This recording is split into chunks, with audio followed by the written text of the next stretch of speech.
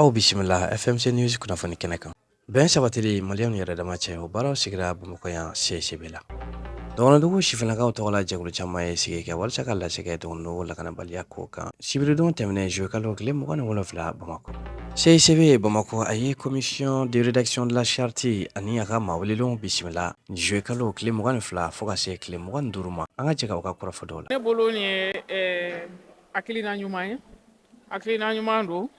Bɛnkan sɛbɛn dɔ de bɛna kɛ pour que bɛn ani ko to ɲɔgɔn ta la o ka sabati jamana kɔnɔ. Ka tuguni maliyɛnw yɛrɛ y'a latigɛ k'u bɛ fɛ o baara u yɛrɛ k'a kɛ mɔgɔ wɛrɛ da kana don a la. Bon o baara tɛ se ka kɛ n'an ma ɲɔgɔn lamɛn ani ka kuma ɲɔgɔn fɛ. Sigikafɔ de bɛ se ka kɛ ko bɛɛ ɲɛli sababu ye o. Ni sigikafɔ tɛ ko min na fɔɲɔgɔnkow bi caya futinaw bi caya mais n'a fɔra k'an ka sigi k'a fɔ o ye bɛn daminɛ de ye o ye kelenya daminɛ de ye. Nin y'a san 10 ye an ka jamana bɛ gɛlɛya kɔnɔ basigi gɛlɛya kɔnɔ kɛlɛ gɛlɛya kɔnɔ bon a yirala k'a fɔ ko marifa dɔrɔn t'a la donc pour que ka basigi sabati wajibi dɔ maaw ka sigi ka o sigikafɔ de bɛna labɛn o sɛbɛnw de bɛna labɛn parce que an y'a ye janfan sirila jamana la ka sɛbɛn dɔ ta sɛbɛn min ni jamanadenw m'u yɛrɛya kɔnɔ n'o ye accord issu du processus d'Alger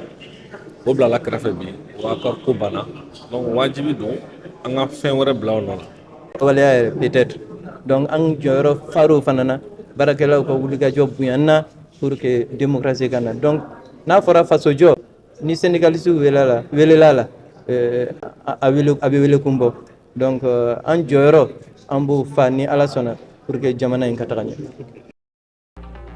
Dɔgɔnɔdugu sifinw tɔgɔ la jɛkulu caman o ye sigi kɛ k'a lasegɛ o sigi kɛra sibiri juillet kalo tile 27 Banagabugu Ginadogon siège la o sigi kun ye min ye ka dɔgɔnɔdugu lakanabaliya ko ɲɛfɔ kunnafonidisow ye o minnu welela ni kɛnɛ kan an ka jɛ ka nin jɛkulu ninnu ɲɛmɔgɔ dɔw ka kɔrɔfɔ lamɛn. Bi an dusu kaminen don an kun b'a fɛ a ka d'an ye n'an y'aw wele bi an b'a fɔ ye ko hɛrɛ nana pays dogon kɔnɔ ko bɛn nana ko keleya nana ko école dayɛlɛla ko mɔgɔw y'a daminɛ ka t'u ka suguw la ko hali touriste kɔrɔ minnu kun bɛ olu bɛ ka segin ka na o de fɔli kun ka di anw ye bi nka tiɲɛ na nin si tɛ yen dɛ bi min bɛ pays dogon kɔnɔ a ka gɛlɛn fo ka fɔ a ka gɛlɛn a ti ɲa fo an ka bɔ ka dɔɔni fɔ ye a la ka taa mɛn kalo tile 25 la ka na bila bi la an ka jɛti la n'an ma fili an kun bɛ nin papiye in dilan waati min na maa 100 ani maa 10 olu de bɔnɛna o ni na jatigɛwale mɔgɔw fɛ fufalaki surɔ yɛrɛ o kun ye attaque laban ye n'a kɛra Dunde Sege commune na maa min fatula ye bilan provisoire min b'an bolo sisan a bɛ maa 10 na maa 100 ani maa 20 o kɛra Mali yɔrɔ dɔ la mais Mali yɔrɔ dɔ t'a kalama o bɛ se ka bɛn wa. Samiya donda don mɔgɔw b'u ka cikɛ la waati min na bingannikɛlaw bɛ taa bin u kan ka taa u faga k'u to danni na o ye ko ye mun tɛ ɲa ni mɔgɔ kelen mɔgɔ fila fagara dugu dɔw la o kɔrɔ dugu tɔw bɛ siran ka t'u ka cikɛ kɛ donc ni ci dun ma kɛ a bɛ na ni gɛlɛya de ye jamana kɔnɔ donc il faut que jamana ɲɛmɔgɔw ka u bɛ baara la o ye tiɲɛ halisa u ka cɛsiri kɛ walasa ni ko mun daminɛnen filɛ nin ko kura mun donnen don a ko la a bɛ se ka dabila cogoya min na an b'a ɲini jamana ɲɛmɔgɔw fɛ u ka u jeniyɔrɔ fin hali bi u bɛ dɔ la dɛ mais halisa u ka dɔ fara cɛsiri kan donsow bɛ kungo kɔnɔ u bɛ baara la mais u kelen tɛ se donso kelen tɛ se n'u ko k'u kelen bɛ se o tɛ tiɲɛ ye armée fana kelen tɛ se mais n'u bɛɛ farala ɲɔgɔn kan a ka ca Ala fɛ degun mun b'an da la a bɛ se ka wuli ka taa ka bɔ. O bi ka kɛ nin tile 2 na Dɔgɔnɔdugu la an dabali banna mɔgɔw de bi ka faga iko bagan a kuma an t'a mɛn yɔrɔ si fo n'a jeune damadama min bɔra réseaux sociaux kan ka kuma gouvernement t'a kuma fɔ faamaw t'a kuma fɔ foyi i b'a kɛ komi foyi ma kɛ ou bien n'an tɛ Mali kɔnɔ n'an fana y'a damana jamana ye aw bɛ se k'o fana fɔ an ɲɛna o fana ye laseli dɔ ye vraiment ni yɔrɔnin na ne yɛrɛ kelen Isabelle tɔgɔ la ne bɛ jamanakuntigi fo a ka wuli ka jɔ la parce que kuma dɔw la i b'a sɔrɔ kotigi b'a ka ko kɛ cogoya min na k'a di a kɛrɛfɛmɔgɔw ma ko k'a kɛ i b'a sɔrɔ ko tɛ kɛ a se cogo la a tɛ kɛ a kɛcogo la an kɔni dalen bɛ jamanakuntigi ka hakilina na an dalen b'a la k'a fɔ a mago bɛ Mali ɲɛni na a mago bɛ ka na ni bɛn ye Mali fantan naani bɛɛ la an dalen b'o la an b'a fɔ yan bi a ka cɛsiri la mais an bɛ mun ɲini jamanakuntigi fɛ colonel Assimi Goïta président de la transition je répète encore monsieur le président de la transition c'est le cri de cœur de la jeunesse guinéenne Dogon ani an ka jɛkulu bɛɛ an dalen b'o la je répète an dalen b'o la mais baara tɛ ka kɛ a kɛcogo la baara tɛ ka kɛ a kɛcogo la jamanadenw tɔɔrɔ la particulièrement an Koro Bankas Bayangara Douanza Dɔgɔnɔdugu tɔɔrɔ la n'o tɛ an ka kuma man ca ko caman kɛra an sigira k'a lajɛ mais an sera an dan de la sisan an b'a ɲini jamanakuntigi fɛ den bɛn ka na filanan ni ko o ko kɛra jamanadugu kan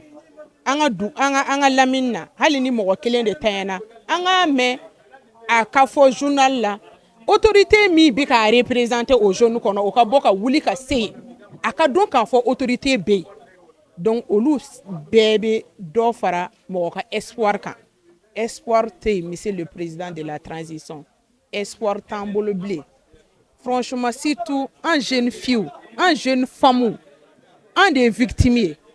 ni cɛw tanyana anw de don ni musow tanyana anw de don an balimamusow de don ni denw tanyana anw de don et Dɔgɔnɔdugu laban bɛna kɛ an musow dɔrɔn ye monsieur le président de la transition an dalen bɛ aw de la an m'a fɔ gouvernement mɔgɔ tɔw tɛ baara la dɛ bi ta moi personnellement je vais m'adresser à vous an sɛgɛnna an musomisɛnmaninw sɛgɛnna den jeunes de bɛ ka faga anw de ye furumuso fitininw ye an dɔw ka imagine voir muso ka mariage bɛ ka kɛ don min na ka na kɔɲɔkɛ a n'a terikɛw kɔɲɔkɛ bɔra mais terikɛ joli fagara o furu don o kɔɲɔmuso bɛna kɛ cogo di a bɛ se ka fɔ kɔɲɔmuso tere man ɲi fɛn bɛɛ bɛ fɔ vraiment nous les femmes les jeunes femmes an sɛgɛnna espoir t'an na espoir t'an ɲɛ monsieur le président de la transition an dalen bɛ aw de la n'aw y'aw ka cidenw bila ka taa aw ka lasigiden minnu bɛ anw ka jamanaw ka Dɔgɔnɔdugu kan franchement a ye kuma n'u ye ni ko kɛra a ka kɛ a kɛcogo la pour que an ka se ka lafiya an musow sɛgɛnna monsieur le président de la transition n'a continuera tan an musow de bɛ bɔ ka marifa ta marifa bɛ muso dɔw bolo dɛ n bɛ Dana Amasagu fo yan kosɛbɛ kosɛbɛ u ka jɛkuluw kɔnɔ musow b'a la mais monsieur le président de la transition ni ko ma lɛgɛ an musow cɛw banna o Dɔgɔnɔdugu jeunes bɛ ka ban cogoya min na mɔgɔ kɛmɛ ni kɔ n'i y'a lajɛ cɛkɔrɔba foyi t'a la ni jeunes tɛ muso fitininw de b'u bolo den kelen den fila an bɛ taa min an b'u balo cogo di donc cikan de don an musow yɛrɛ bɛna marifa ta